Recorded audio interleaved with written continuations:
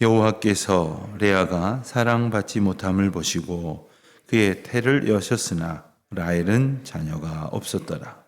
레아가 임신하여 아들을 낳고 그 이름을 루벤이라 하여 이르되 여호와께서 나의 괴로움을 돌보셨으니 이제는 내 남편이 나를 사랑하리로다 하였더라.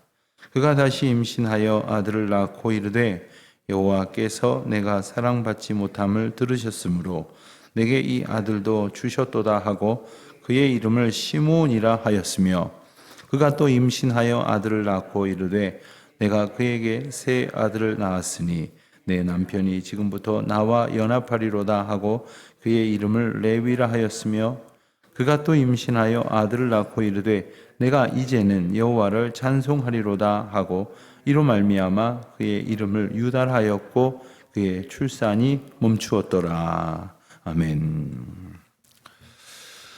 아내감을 구하기 위해서 이제 브엘세바를 떠나 먼 길을 이제 지나온 야곱이 밧단 아람, 즉 하란이라는 곳에 도착을 했습니다. 이스라엘 지경을 길게 놓고 보았을 때 저 위쪽 한참 지난 곳입니다. 물론 이방인 지경입니다. 그 가운데에 많은 어려움들이 있었지만 야곱은 외삼촌 집에 도착하게 되었고 또 자초지종을 말하여 그곳에서 종처럼 일을 할 수밖에 없는 상황이 되었으나 그 대가로 7년 일을 하고 나면 이제 아내를 얻도록 그렇게 약조가 되었습니다. 그리고 7년이 지났습니다. 야곱은 라헬이라고 하는 여인을 마음에 두고 있었기 때문에 이제 시간이 지나면 이제 견디면 일을 하는 일꾼에 불과하지만 그 시간을 잘 견디어 지내면 아내를 얻을 것이라 하는 생각으로 7년을 수일처럼 며칠같이 이렇게 지냈다 했습니다. 그리고는 마침내 이제 아내를 얻었습니다. 그렇지만 우리가 어제 본 대로 외삼촌 라반은 이제 장인이 되는 거죠.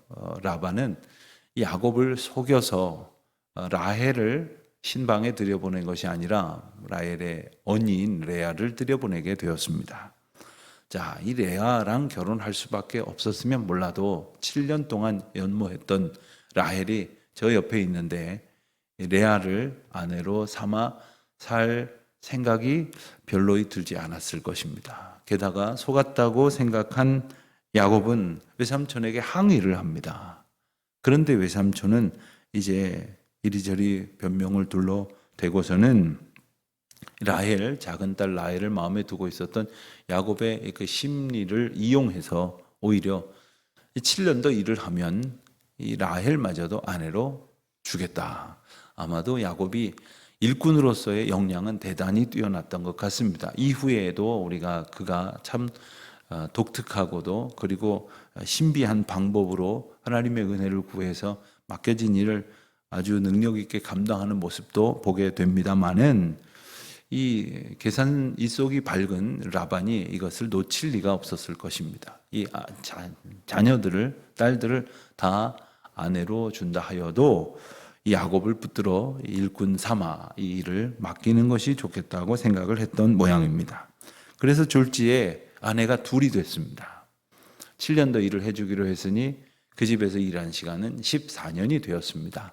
그러나 7년 되었을 때, 즉 레아를 아내로 얻고 나서 이제 수일이 지난 후에 7년 더 일을 하고 라헬을 얻은 게 아니라 처음부터 7년이 되었을 때 레아를 그리고 며칠 뒤에 라헬을 아내로 얻게 되었으니 졸지에 두 아내가 생겼고 그리고 나중 일이지만 그 각각의 아내인 레아와 라헬이 자매지간이죠.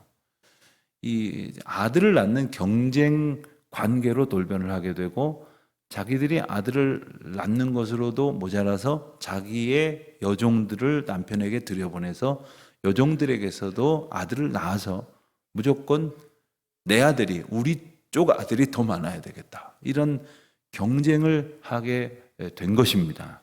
그래서 결과적으로는 아내가 넷 그리고 넷인 아내에게서 아들이 12, 딸이 하나. 그래서 13의 자녀를 야곱은 결국 두게 됩니다. 여러분들은 다 아시는 내용이니까 그냥 그런가 보다. 그렇지, 그랬지 하시는데 실제 이런 집을 아마 우리는 아무도 본 적이 없을 겁니다. 저는 아주 어렸을 적에 저희 교회에 출석하시는 권사님이 그냥 믿음 좋고 늘 조용히 기도하시고 간절히 찬송하고 예배하시는 분으로 어릴 적에 기억을 하고 있었는데 나중에 알고 보니까 그분이 참 기구한 사연이신데, 그러니까 제가 작은 집, 큰 집 뭐 이런 소리 하던 시절의 얘기입니다. 한 동네에 이제 큰 집이 있는 겁니다. 그리고 자기 작은 집이 되는 겁니다. 그리고는 그 남편이라는 분은 왔다 갔다 하는 겁니다. 한 동네예요. 동네 사람들이 다 아는 거예요. 그런데 이 큰 집이라고 하는 집에 있는 그 부인 되시는 분과 그 자녀들은 온 동네가 다 알 정도로 아주 부유하게 살았어요. 그런데 작은 부인으로 살아갔던 이 권사님은 너무너무 불쌍하게 살았어요. 이 집에도 자녀들이 물론 있었습니다. 동네 사람들이 다 안다는 것이 너무 나중에 생각할 땐 신기했어요. 그러고도 어떻게 지낼 수 있었을까? 각각 자녀들은 어떻게 살았을까? 참 뭐 이루 말로 다 할 수 없는 그 고통이 있었을 겁니다. 우리 주변에 요즘이야 그런 이들이 별로 없지만 예전에는 집 동네마다 혹은 시골에 가면 지방에 가면 그런 경우들이 왕왕 있었습니다. 얼마나 그 심정이 어려웠을까? 아마도 그분은 주님 앞에 나와서 간절히 기도하는 것으로 결국 그 심경을 토로하고 하나님의 은혜를 의지하며 살았을 것입니다. 여기 오늘 본문에 그런 형편의 여인이 등장을 합니다. 바로 레아입니다. 오늘부터 며칠간 보는 본문은 야곱의 13자녀가 어떻게 태어나게 됐는지를 비교적 자세하게 설명을 하고 있습니다. 네 아내라고 했지만 사실 그 레아가 굳이 말하자면 첫 부인이고 본 부인이다 이렇게 말할 수 있겠죠. 그런데 오늘 본문의 시작은 레아가 사랑받지 못함을 여호와께서 보셨다 했습니다. 이게 벌써 이상한 내용이죠. 첫 부인이자 본 부인은 사랑을 받지 못하고 있었는데 야곱이 정작 사랑하는 여인은 바로 라헬이었다. 그래서 31절 자체가 그 두 여인의 형편을 대조하고 있는 겁니다. 자, 이 여인들과 이 여종들에게서 태어난 사람들이 우리가 잘 아는 대로 12아들이고 그 12아들은 이스라엘의 12지파를 이끄는 이제 우두머리들이 족장이 됩니다. 믿음의 조상 아브라함의 아들 이삭 그 아들 야곱의 때에 이르러서 12아들이 태어났는데 이 12아들이 이스라엘 백성들을 이제 이끄는 그 마치 그 태조들이 되는 것처럼 그 민족의 머리가 되는데 한번 생각을 해 보십시오. 조상들에 대해서 누구나 다 우리 조상은 얼마나 자랑스러운 조상인지 모른다. 이런 저런 업적이 있다라고 자랑하고 싶지 않겠습니까? 참 하나님께서 우리나라의 근대화를 허락하시고 그리고 이제 조선 왕조가 몰락의 길을 걷게 됐지만 결국 나라를 잃는 시간을 거치면서 우리나라가 크게 바뀐 것 중에 하나는 이 반상의 그 도라고 하는 것이 철폐되었죠. 그뿐만 아니라 그 모든 족보 이런 것들이 여러 가지 이유로 인해서 흐릿해졌습니다. 그런데 이것은 어찌 보면 하나님의 큰 은혜가 아닐 수 없다 이렇게 생각이 듭니다. 왜냐하면 이 민족은 수천 년 동안 그 족보에 창념하던 민족이었어요. 거기에 그냥 갇혀 있었던 것이었어요. 족보를 연구하시는 분들의 이야기를 들으면 이제 얼마나 많이 가짜가 있는지 알 수가 없다. 어느 게 가짜인지 어느 게 진짜인지조차 집안 사람들도 분별할 수 없다 할 정도로 그 뭐 그렇다고 한다면 덧붙여 놓고 그려 놓고 그리고 뭐 묘사해 놓고 이리저리 갖다 붙여 놓고 만든 족보, 그러나 그것 족보 붙들고 살아가던 민족이 그거 별것 아닌 것을 알고 거기에 의존하지 않아도 된다는 것을 알고 거기에 의존하지 않아도 될 만큼 귀한 예수 그리스도 구원의 이름, 생명의 이름, 우리가 의지할 수 있고 그리고 우리를 붙들어 주시고 우리를 구원하시는 분은 오직 예수 그리스도시라고 하는 사실을 깨닫게 하셨다고 하는 것은 정말 그 모든 역사를 통틀어 볼 때 얼마나 큰 한국의 역사의 변혁인지 모릅니다. 그 은혜 가운데 우리가 하나님의 구원의 은혜를 오늘도 누리고 있지 않습니까? 이스라엘 백성들도 마찬가지예요. 굳이 조상을 따지고 올라가 보면 자기 조상은 이렇게 태어난 사람이고 이런 상황 속에서 아버지의 사랑을 받지 못한 어머니에게서 난 아들, 또 자기들끼리 치고받고 갈등하는 가운데에서 괴로워하던 그런 조상을 나의 조상으로 삼고 살아갈 수밖에 없었던 형편임을 창세기에서는 숨기지 않습니다. 그 이유가 무엇입니까? 바로 우리 이런 인생들을 이렇게 참 흠이 많고 부끄러울 일이 많은 인생들을 하나님께서는 하나님의 백성으로 삼으시고 구원하셨다고 하는 사실, 그리고 하나님의 은혜 가운데에서 지켜 보호하여 주셨다고 하는 사실, 그리고 그 은혜의 방편은 오늘도 우리에게 약속으로 주어졌다고 하는 사실을 일깨워 주시려고 이 말씀들을 우리에게 보여주시는 겁니다. 자, 레아는 하나님께서 태문을 열어주셔서 자녀를 낳을 수 있게 되었습니다. 라헬은 자녀가 없었습니다. 32절 보니까 레아가 임신을 해서 아들을 낳았는데 그 이름을 르우벤이라고 했습니다. 르우벤이라 하는 이름의 뜻은 보라 아들이다 이런 뜻이에요. 보라 아들이다. 자, 딸을 한참 낳다가 아들을 낳기 때문에 이렇게 지은 것이 아닙니다.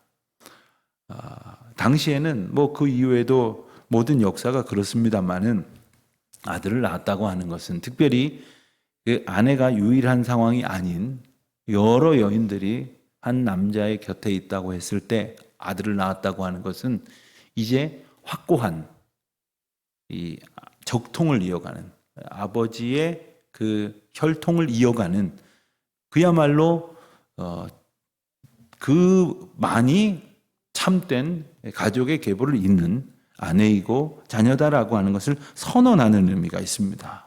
그런데 문제는 그동안 사랑을 받지 못했다는 거예요. 그러니 아들을 낳았다고 하는 것은 이제는 더 이상 아무 얘기 필요 없어.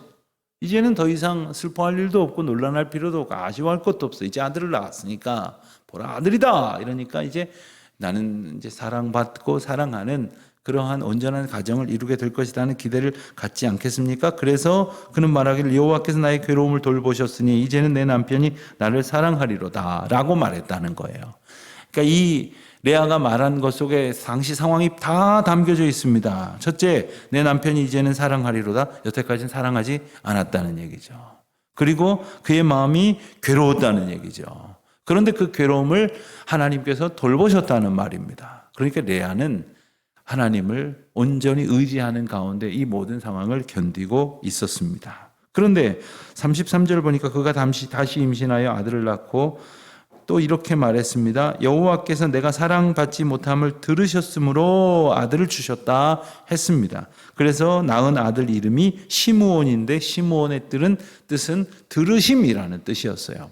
이 둘째 아들을 낳는 과정에서 우리는 본문을 통해서 몇 가지를 알게 되는데 우선 여호와께서 함께 하심을 고백하는 이 레아의 고백 속에서 그는 여전히 하나님만을 굳게 붙들고 의지하고 있었다고 하는 사실을 알 수 있으며 동시에 레아가 여전히 사랑받지 못하고 있었다는 사실을 우리는 다시금 깨닫게 되는 겁니다.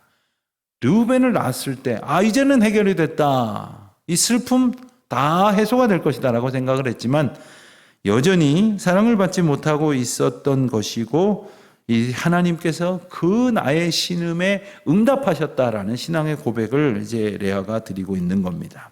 자, 그런데 34절 보니까 또 임신하여 세 번째 아들을 낳습니다. 그런데 그 이름을 레위라 하였는데 레위라는 이름의 뜻은 연합하다, 연합함, 연합 이런 의미가 있습니다. 그 이야기는 뭡니까? 레아가 말하는 것처럼 내가 그에게 세 아들을 낳았으니 내 남편이 지금부터 나와 연합하리로다.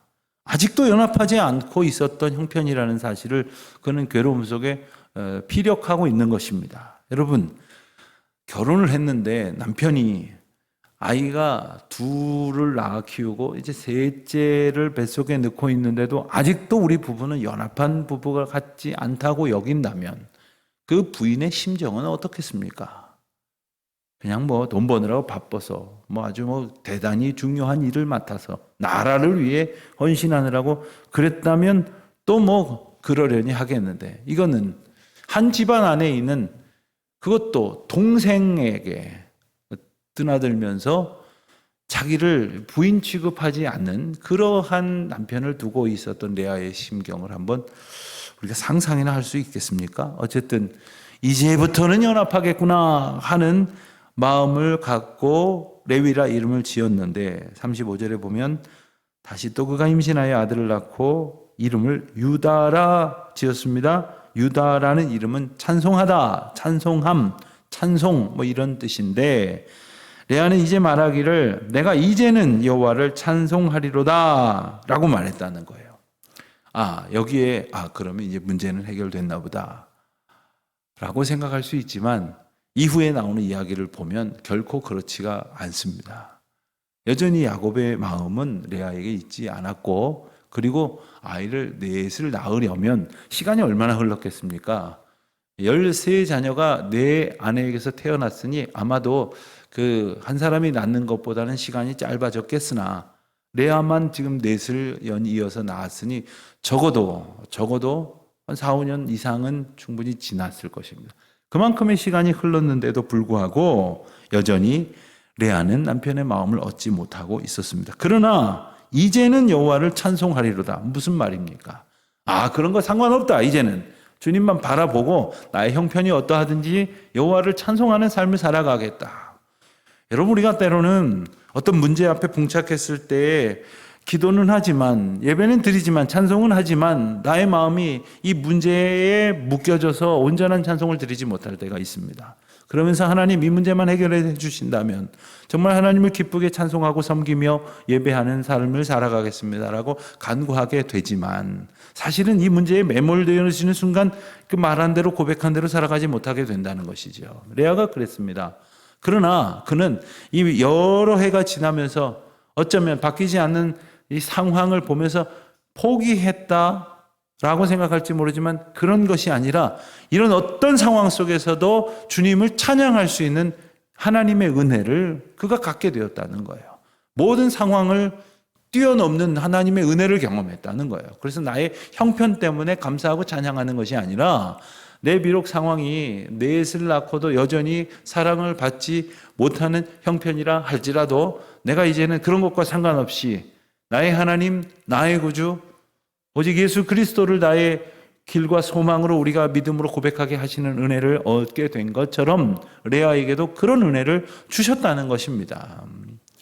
우리가 믿음이 없을 때는 상황과 상관없이 무조건 달라고만 하다가 조금 철이 들면 그래도 조금 신앙적 이 양심이 생겨갖고 자기가 그 은혜를 얻지 못할 만한 형편인 것을 알 때에는 하나님 은혜를 베풀어 주십시오. 은혜를 베풀어 주신다면 이렇게 기도를 합니다만은 여전히 이 조건적일 때가 너무나 많다는 거예요.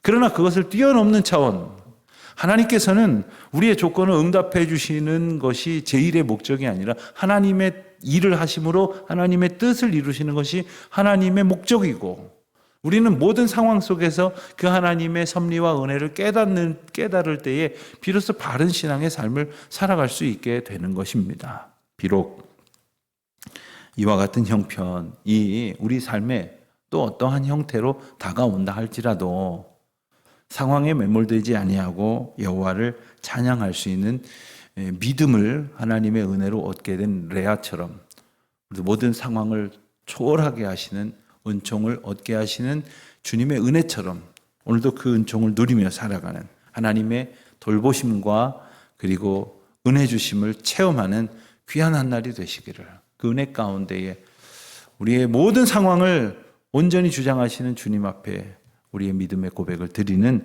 귀한 한 날이 되시기를 주의 이름으로 축원드립니다. 기도하겠습니다. 하나님 아버지, 하나님의 돌보심을 레아에게 허락하여 주심으로 그가 더 이상 실망하지 않고 찬송하게 하심을 저희로 깨닫게 하시니 감사합니다. 저희의 삶에도 저희를 흔들고 그리고 저희를 때로는 넘어뜨리는 많은 일들이 있지만 어떠한 형편 속에서도 주님의 은혜를 받아 누리며 찬송으로 고백하며 살아가는 저희들이 되게 하여 주시옵소서. 감사드리오며 우리 주 예수 그리스도의 이름으로 기도하옵나이다. 아멘.